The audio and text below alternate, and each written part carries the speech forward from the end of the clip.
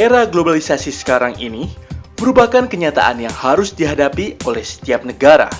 Proses interaksi sosial, ekonomi, dan saling mempengaruhi setiap negara, bahkan pergesekan antar bangsa sering terjadi. Dengan mengusung berbagai kepentingan, batas-batas teritorial negara sudah tidak lagi menjadi sebuah penghalang untuk memunculkan pasar bebas.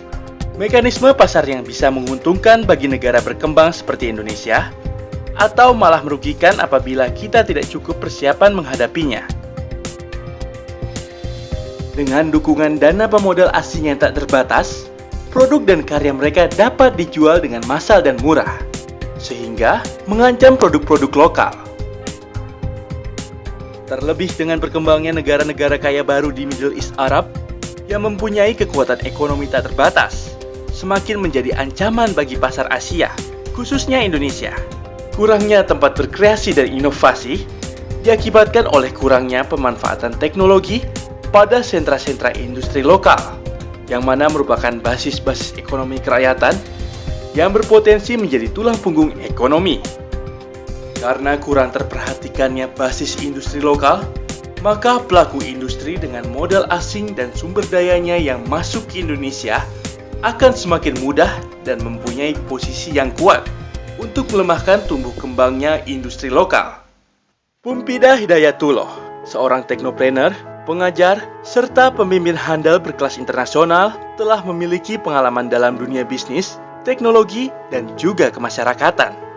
Memiliki berbagai kreasi nyata berbasis teknologi, di antaranya adalah pemanfaatan bahan bakar dari air dan riset Computational Fluid Dynamics untuk menentukan tren kecepatan angin berdasarkan perbedaan kontur daratan.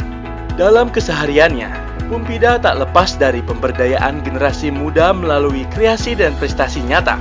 Dengan berbekal kompetensi dalam bidang teknologi, serta pengalaman yang berkelas internasional, Pumpida dan timnya merupakan generasi muda berani kreatif akan membangun jembatan bagi generasi muda untuk mengusung kedaulatan teknologi Indonesia. Pumpida dan timnya akan memulai langkah ini dengan program-program untuk IAITB Jakarta, antara lain Indonesianizer, menjadikan IAITB Jakarta sebagai penggerak terwujudnya kreasi berbasis teknologi untuk memajukan Indonesia.